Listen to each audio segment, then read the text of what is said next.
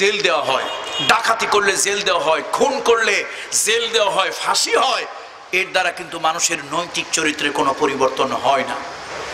যেমন ধরুন একটা লোক শেষরা চুরি করলো। শেষরা চুরি বোঝেন নাকি? আমি তো বৃহত্তর ফরিদপুরের ছেলে, মাদারীপুর গোপালগঞ্জের এলাকার ছেলে। আমাদের অঞ্চলে একটা আঞ্চলিক কথা শেষরা চুরি। শেষরা চুরি মানে ওই যে বদনা চুরি করে, লুঙ্গি চুরি করে, গামছা চুরি করে, এইটারে কয় শেষরা চুরি। তো এখন কোন লোক শেষরা চুরি করে জেল ধরা পড়লো, ওরে 3 মাসের জেল দেওয়া হলো। এখন জেলের দ্বারা কিন্তু তার চরিত্র পরিবর্তন হয় না। শেষরা চোর এই লুঙ্গি চুরি করে, বদনা চুরি করে, গামছা চুরি করে যখন ধরা পড়ে জেলে গেল, জেলে বড় ছোটরা জিজ্ঞেস করলো, বেটা জেলে আসছিস কেন? এই সলিমদ্দি জেলে আসছিস কেন? কয় স্যার চুরি করছিলাম। কি চুরি? কয় যে লুঙ্গি চুরি করছিলাম, বদনা চুরি করছিলাম। বেটা মারবে এক থাপ্পড়, এই সামান্য জিনিস কেউ চুরি করে, এগুলো চুরি করে জেলে আস? কয় ওস্তাদ, কয় চুরি যখন করবি দামি দামি জিনিস করবি, একটু যে জিনিসের মূল্য আছে ওগুলো করবি। কয় আসলে তো কথা ঠিক, এই শেষরা চুরি করিয়ে লাভ কি? তো ঝুঁকলো শেষরা চোর, 3 মাস খেটে বের হইলো। এখন একটা প্রেস্টিজ হয়ে গেছে জেল খেটে। এখন আর ওই লুঙ্গি চুরি, বদনা চুরি এইগুলি করে না, এখন একটু দামি দামি জিনিস চুরি করে, ঘরের মধ্যে ঢোকে, অনেক মূল্যবান জিনিস চুরি করে, এরকম বেশ ভালোই চলতে লাগলো। একদিন 3 ঘর চুরি করে লাস্টের ঘরে ধরা পড়ে গেল। ধরা পড়ে যাওয়ার পর পুলিশের হাতে সোপর্দ করা হলো, চলে গেল থানায়, থানার থেকে জেলে। লোকেরা জিজ্ঞেস করলো, কিরে সলিমদ্দি জেলে আসলি কেন? কয় ভাই চুরি করে। আরে গাধা, চুরি করে মানুষ আবার জেলে আসে কেন? কয় যে ভাই এই চুরি করতে গিয়ে ধরা পড়ে গেছিলাম, হাতে কিছু ছিল না। কয় না, খালি হাত ছিলাম। আরে বেটা হাতে কিছু রাখতে হয়, যেই না ধরতে আসবে একটু দেখাইলেই তো ভয় তো দূরে সরে যেত। কয় এইটা তো খেয়াল করি নাই। এরপরে 6 মাস জেল খেটে বের হইল।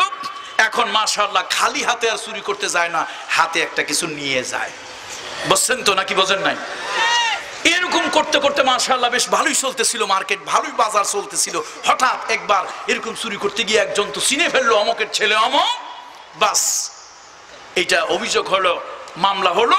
এবার 6 বছরের জেল হলো ডাকাতির অপরাধে। লোকেরা জিজ্ঞেস করলো, কিরে জেলে আসলি কেন? কয় যে ডাকাতি করতে গিয়ে ধরা পড়ছিলাম। কেন ধরা পড়লি? কয় চিনে ফেলছিল। আরে গাধা, ডাকাতি করতে গিয়ে মানুষ ধরা পড়ে চিনে ফেলে, আর চিনে যখন ফেলছিল হাতে কিছু ছিল না, কল্লাটারে উড়াই দিতি, দেহটা পড়ে থাকতো এক জায়গায়, কল্লাটা আর এক জায়গায়, শুধু দেহ শুধু কল্লা, তো তোর বিরুদ্ধে কোনো সাক্ষী দিতে পারতো না। কয়টা তো চিন্তা করি নাই। তারপরে জেল খেটে বের হয়ে এলো, একদম পাকা খুনি। তাহলে জেল কি মানুষের চরিত্র পাল্টায়? জেলের মধ্যে লেখা থাকে, দেখা রাখিব নিরাপদ, দেখাবো। আচ্ছা বলেন তো, আলোর পথ কি জেল দেখায়?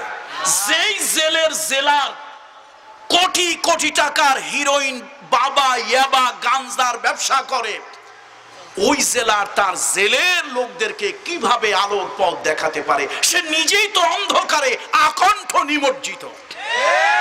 কত ঠিক কিনা জোরে বলুন। সুতরাং সব দলের ভাই বন্ধুদেরকে বলি, আল্লাহর কসম, মানুষের চরিত্র যদি পাল্টাতে চান, তাকওয়া ছাড়া মানুষের চরিত্র পাল্টানোর দ্বিতীয় কোনো রাস্তা নাই। আল্লাহর ভয়, আল্লাহর ভয়, মৃত্যুর ভয়, জাহান্নামের ভয়, কবরে আযাবের ভয়, মালিকের কাছে দাঁড়িয়ে বিচার ফয়সালার দিন জবাবদিহি করতে হবে, এই ভয় যদি কারো দিলের মধ্যে জাগ্রত হয়, পিটাইয়া ওই লোকটাকে দিয়ে গুনাহের কাজ করানো যাবে না। এই যে রাষ্ট্রের একটা গুরুত্বপূর্ণ অর্গান, একটা রাষ্ট্রের গুরুত্বপূর্ণ অর্গান, একটা গুরুত্বপূর্ণ প্রতিষ্ঠান, তার নাম হলো দুর্নীতি দমন কমিশন। কি আপনারা নাম শোনেন নাই? দুর্নীতি দমন কমিশন কেন করা হলো? এই রাষ্ট্রের কোন ব্যক্তি যেন অবৈধ কোন সুযোগ সুবিধা গ্রহণ না করে, অবৈধ যেন কোনো আইন কাম না করে, সে যেন অবৈধ পন্থায় যেন আঙ্গুল ফুলে কলা গাছ বট গাছ যেন না হয়, সেই জন্য দুদক। কিন্তু আপনারা গত 15 থেকে 20 দিন আগে সামাজিক যোগাযোগ মাধ্যম এবং পত্রিকায় দেখেছেন, এই দুর্নীতি দমন কমিশনের একজন ঊর্ধ্বতন কর্মকর্তা দুর্নীতির দায়ে বরখাস্ত হয়েছে। কথা কি আমার বানানো না সত্যি কথা? এখন ওই গ্রামের এক লোকরে ধরছে ভূতে। লোকরে কিসে ধরছে? ভূতে ধরছে। তো গ্রাম্য কবিরা জানছে, ফকির আনছে, ফকির ভূত ছাড়ানোর জন্য। ফকির কয় আমি ভূত ছাড়াইতে গেলে কিছু সরিষা লাগবে। ফকিরের জন্য ভূত ছাড়াতে যে সরিষা আনা হলো, দুর্ভাগ্য ওই সরিষার মধ্যেই ভূত। এখন কেমনে ভূত ছাড়াবেন আপনি? দুদক বানানো হলো মানুষ যেন দুর্নীতি না করে, অথচ সেই দুদক যদি দুর্নীতিতে কোনো অফিসার আকণ্ঠ নিমজ্জিত হয়ে যায়, তাহলে তার চরিত্রটা ভালো বানাবেন কি দিয়া?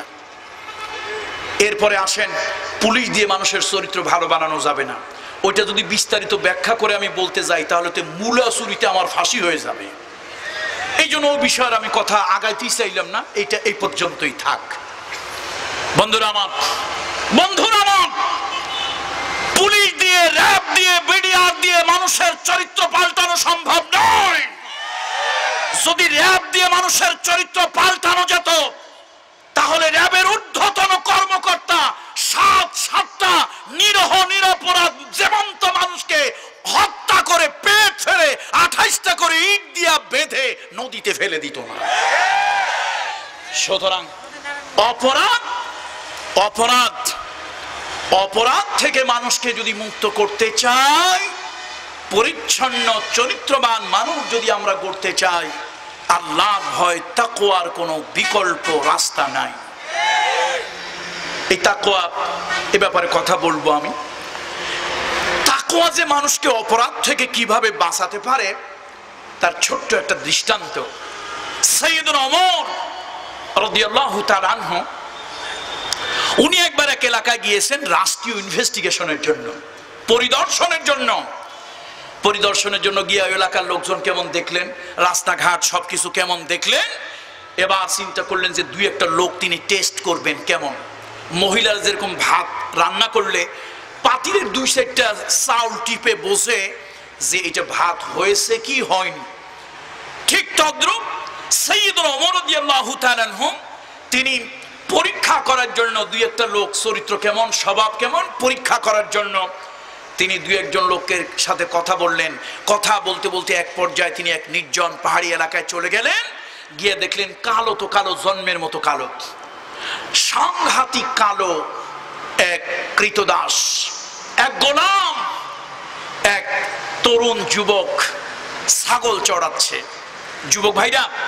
যুবক ভাইরা আপনারা যারা আমার সামনে আছেন, আল্লাহর রাস্তে কথাটা কান খুলে শুনুন, আপনাদের চরিত্র পরিবর্তনের জন্য এক মহা ঔষধ। বন্ধুরা আমার, সাইয়েদুনা ওমর রাদিয়াল্লাহু তাআলা আনহু ওই যুবকের চরিত্র পরীক্ষা করার জন্য যুবকের কাছে তিনি গেলেন, ওই কিশোরের কাছে, গোলামের কাছে তিনি গেলেন। গিয়া বললেন, সালাম দিলেন, ইয়া ফুলান, ইয়া ইবনে হালাল, ও অমুক, এই ছাগলগুলি কার? বলল এটা আমার ছাগল।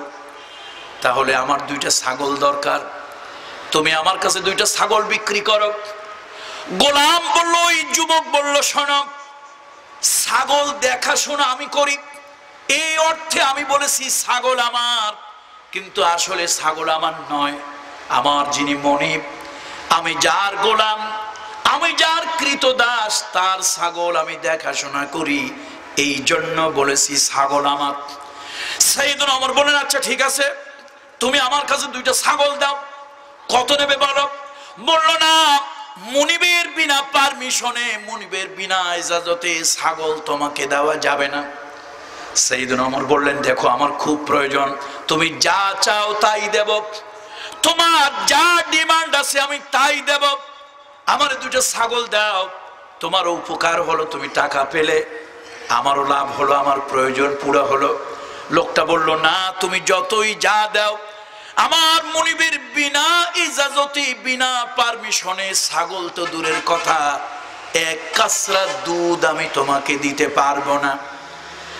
সাইয়েদুনা ওমর বললেন, শোনো, তোমার একটা বুদ্ধি শিখায় দেই, তোমার মুনিব প্রতিদিন খোঁজ খবর নেয় কিনা? বললো, হ্যাঁ নেয়। বিকাল বেলায়, সন্ধ্যা বেলায় যখন তোমার মুনিব খোঁজ খবর নেওয়ার জন্য আসবে, তখন তুমি মুনিবকে বলবে, তোমার মালিককে বলবে, ওই পাহাড় থেকে নেকড়ের পাল এসেছিল, হিংস্র নেকড়ের পাল এসে ছাগলের পালের উপরে আক্রমণ করেছে, আর 2-4টা ছাগল ধরে নিয়ে গেছে। এইটা যদি তোমার মনিবকে বলো, তোমার মনিব বিশ্বাস করবে, আর ছাগলেরও হিসাব দেওয়া হয়ে যাবে।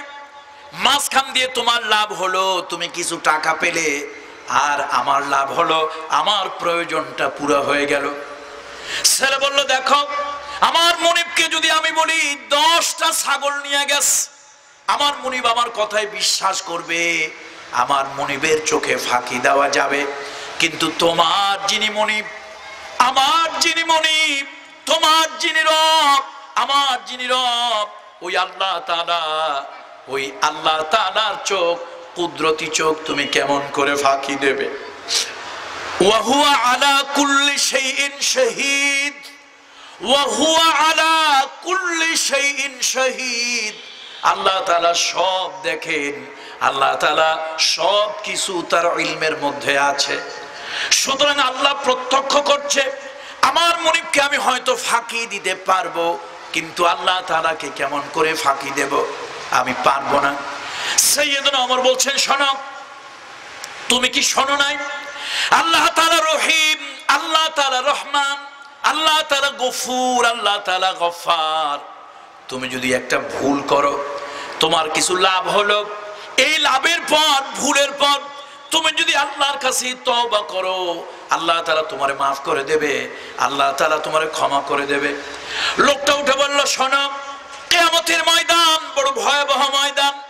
যে হাসরের ময়দানে মা তার সন্তান কি ভুলে যাবে, সন্তান তার মা কি ভুলে যাবে। মানুষের মাথার উপরে সূর্য চলে আসবে, সূর্যের কিরণে মানুষের ঘিলুগুলো নাক এবং কান দিয়ে গলে গলে পড়বে। ময়দানে মহাশরে মানুষগুলি চিৎকার করবে আর বলবে, আইনাল মাফার, আইনাল মাফার, কোথায় পালাবো, কোথায় লুকাবো, কোথায় আত্মগোপন করব, কোথায় ভেগে যাব? আল্লাহ তাআলা জানিয়ে দিবেন, কাল্লা লা ওয়াজারা ইলা রাব্বিকা ইয়াউমা ইযিনিল মুস্তাকার।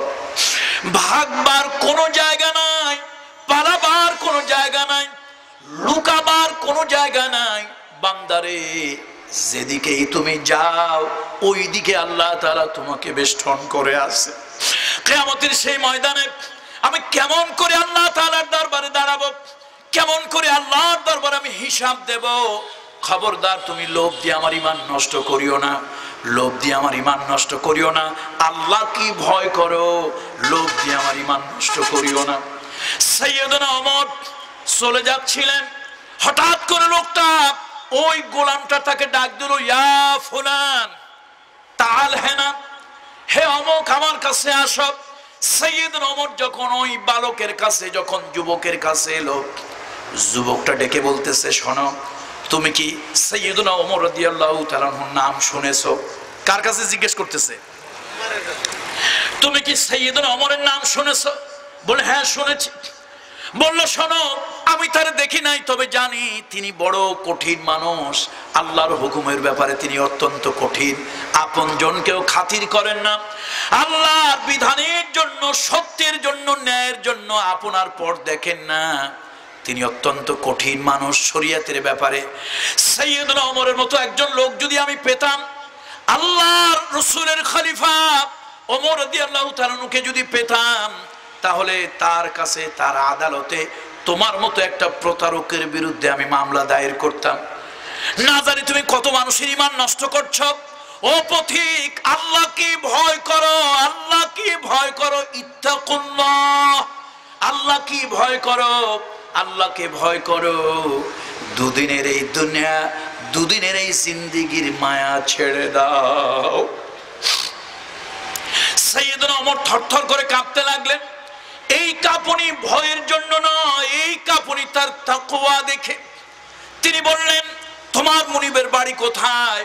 বলল, ওই পাহাড়ের পাদদেশে আমার মুনিবের বাড়ি। সাইয়েদনা ওমর চলে গেলেন ওই পাহাড়ের পাদদেশে, মুনিবের বাড়ির সামনে গিয়ে ডাকলেন, মুনিবের নাম ধরে। লোকটা বের হয়ে এলো, বলল, তোমার একজন গোলাম আছে নাকি কালো? বলল, হ্যাঁ একজন গোলাম আছে। বলল, ওই গোলামটা আমার কাছে বিক্রি করো। লোকটা বলল, না, ওই গোলাম আমি বিক্রি করব না।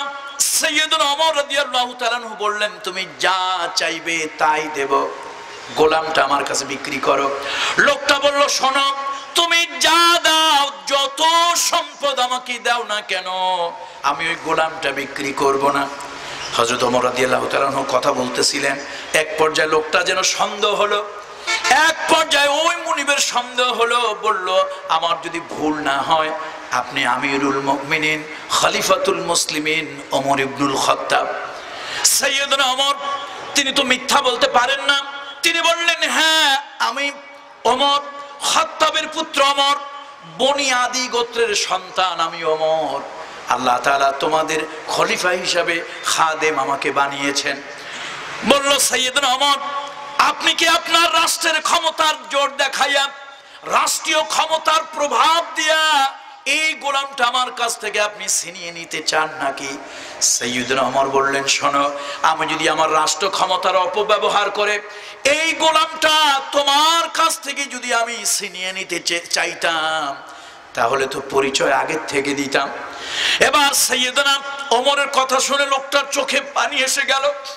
বলল, আমিরুল মুমিনিন, এই গোলামটা বড় কালো, এই উপমহাদেশের একজন বিদগ্ধ আলিম, এই উপমহাদেশের একজন অন্যতম আলিম মুফতি শফি রাহমাতুল্লাহ আলাইহি নব্বারাল্লাহু মারকাদাহু ওয়া জাআলাল জান্নাতা মাসওয়াহু, যিনি তাফসীরে মারিফুল কোরআন লিখেছেন, সেই মুফতি শফি রাহমাতুল্লাহ আলাইহি তার তাফসীরে লেখেন, এই পৃথিবীর মধ্যে তিনজন কালো মানুষ লক্ষ কোটি মানুষ থেকে তারা ছিল ভালো মানুষ। একজন হলো হযরত লোকমান, জনমের মতো কালো ছিল, কিন্তু আল্লাহ তাআলার কাছে তিনি প্রিয় ছিলেন, পছন্দের ছিলেন। আর একজন সাংঘাতিক কালো মানুষ, তিনি সাইয়্যিদুনা বেলাল রাদিয়াল্লাহু তাআলা আনহু, আল্লাহ রাসূলের ব্যক্তিগত ক্যাশিয়ার ছিলেন, আল্লাহ নবীর ব্যক্তিগত ক্যাশিয়ার ছিলেন। শুধু তাই নয়, মসজিদে নববীর তিনি মুয়াজ্জিন ছিলেন। তৃতীয় হলো, হযরত ওমর একজন গোলাম কিনে তিনি আজাদ করে দিয়েছিলেন পরকালে নাজাতের জন্য। ওই গোলামটাও সাংঘাতিক কালো ছিল, তার নাম মাহাজা। তাফসীরে মারিফুল কোরআনের ভিতরে এসেছে। সাইয়্যিদুনা ওমরকে লোকটা বলল, ওমর, এই কালো গোলাম, এই গোলামটা দিয়ে আপনি কি করবেন? ঢক নাই, পদ নাই, সৌন্দর্য নাই, জন্মের মতো কালো। সাইয়্যিদুনা ওমর রাদিয়াল্লাহু তাআলা আনহু চোখের পানি ছেড়ে দিয়া বললেন, শোনো, তোমার গোলামের মধ্যে যেই তাকওয়া দেখেছি, আল্লাহর ভয় দেখেছি, পরকালের ভয় দেখেছি, মৃত্যুর ভয় দেখেছি, পরকালের জবাবদিহিতার ভয় দেখেছি, সেইটা আমাকে বিমোহিত করেছে, বিমুগ্ধ করেছে, আমার দিলটাকে নাড়িয়ে দিয়েছে। আমার মনে হলো এমন একটা গোলাম কিনে যদি আমি আজাদ করে দিতে পারি, কিয়ামতের ময়দানে আল্লাহর আদালতে যদি আমি ধরা পড়ে যাই, কিয়ামতে